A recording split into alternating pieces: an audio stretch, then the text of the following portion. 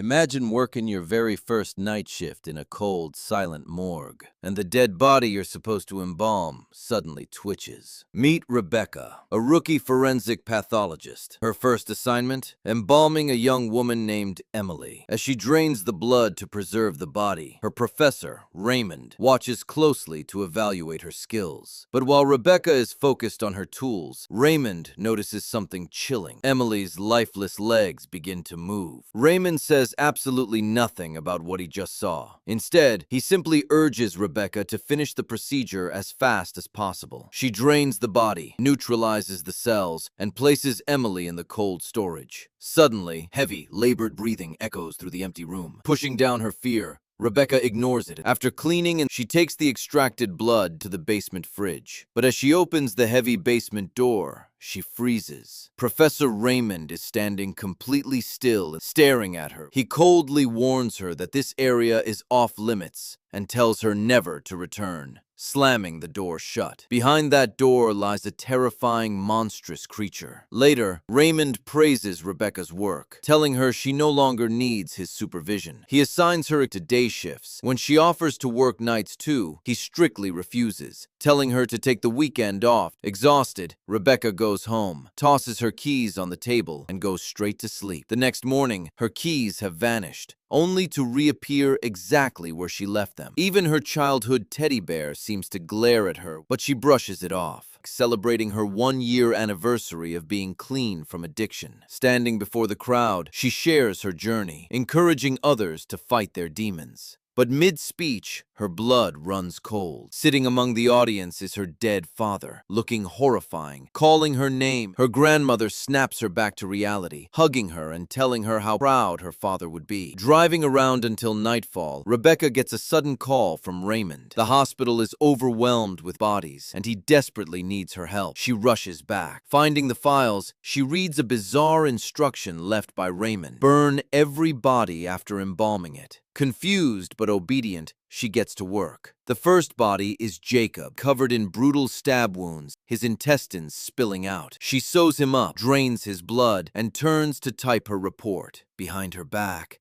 Jacob opens his eyes. Unaware, Rebecca wheels him into the incinerator. A massive thunderstorm rages. Looking out the window, she notices her car door is wide open. She locks it, but soon a severe headache hits her, accompanied by strange, whispering voices inside her head. Raymond calls to check in, praising her progress. Next is an elderly woman. Just as Rebecca finishes, the entire morgue plunges into darkness. She leaves to fetch a candle. When she returns, the corpse's hand has moved. Brushing it off as a muscle spasm, she is entirely unaware that the dead woman's eyes are wide open. She burns the body. The third body is a teenage girl, her skin completely covered in occult symbols and dark witchcraft tattoos. Hearing a noise outside, Rebecca goes to check, thinking it's Raymond. Instead, she spots a ghost watching her. She runs back inside, only to find the teenager's body has completely vanished. Suddenly, her phone rings. An unknown voice blames her for everything. Terrified, she hangs up. Looking down, she realizes her hands are soaked in blood. She rips off her apron,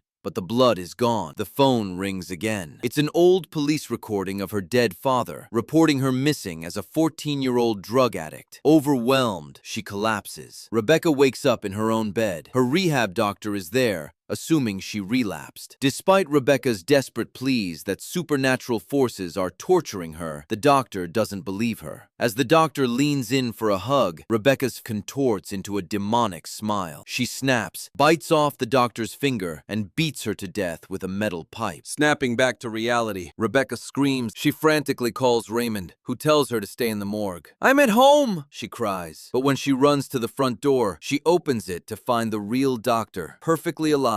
Realizing her mind is entirely fractured, she flees to the morgue. Raymond finally reveals the dark truth. Certain bodies are possessed by demons. These entities feel trapped and seek out people with deep trauma, mental illness, or dark pasts. They torture their victims, weakening their minds until they can fully possess them. Because of her past, Rebecca was the perfect target. To break free, she must discover the demon's name, hidden in scattered letters around the room, and burn it. But before he can finish, the demon takes over Rebecca. She lunges at Raymond, ready to kill. But Raymond reveals a protective tattoo on his chest. The creature recoils, allowing Raymond to escape and lock Rebecca inside. Trapped, the demons play vicious mind games with her. A fake grandmother taunts her. Her dead father's ghost appears, handing her a sharp blade, forcing her to slice her own leg. She wakes up from the trance, hiding in the freezer to stitch her own wounds. The missing teenager's body reappears and attacks her. Rebecca fights back, stabbing the corpse in the neck and tying it down. Raymond calls, instructing her to smear her own blood on the body to weaken the demon before burning it, shoving the body into the flames, only to realize she is the one inside the incinerator. Realizing it's all an illusion, she breaks the spell and wakes up unharmed. She calls Raymond, but he is confused. "I never called you." He tells her to go to the basement and watch his hidden videotapes for the real instructions. In the basement, the tapes reveal that Raymond has trapped a possessed girl named Valerie inside a coffin. The ritual is clear. Gather the hidden letters, find the name, place it on the possessed body, and burn it. Crucially, she must extract a vial of the possessed person's blood to finish the job. As she searches for the letters, the demon attacks her with hallucinations of her father, but she powers through and discovers the demon's name. She extracts Valerie's blood, finds the marked corpse, injects it with embalming fluid, and sends it into the flames. Hearing Valerie beg for help, Rebecca opens the door, but her father's ghost pushes her down the stairs. Suddenly, a flashback reveals the truth. On the night of her overdose, her father didn't die because of her. He saw a terrifying ghost, slipped, and hit his head. She was never to blame. Freed from her crippling guilt, her father's spirit smiles warmly at her, telling her to remember only the good times. Rebecca wakes up, her mind finally clear. The demons can no longer use her guilt against her. She frees Valerie from the coffin, but Valerie instantly attacks. She truly is possessed. Raymond arrives just in time, using his tattoo to repel Valerie and lock her back up. Raymond confesses everything. In their line of work, demonic possession is an occupational hazard. He keeps Valerie locked up as a sacrifice to protect himself and his staff. He intentionally left Rebecca alone so she would face her fears, forcing her to become mentally bulletproof. He asks her to stay and fight by his side. Fed up, Rebecca quits and walks out the door. But waiting for her in the shadows outside is a terrifying demonic entity. She finally understands. You can't outrun them. Taking a deep breath, she turns around and walks back into the morgue to join Raymond. The battle has just begun. And that is how the movie ends. I hope you enjoyed this recap. Don't forget to check out our previous videos and hit that subscribe button so you never miss the next thrilling story. Take care, and I'll see you in the next video.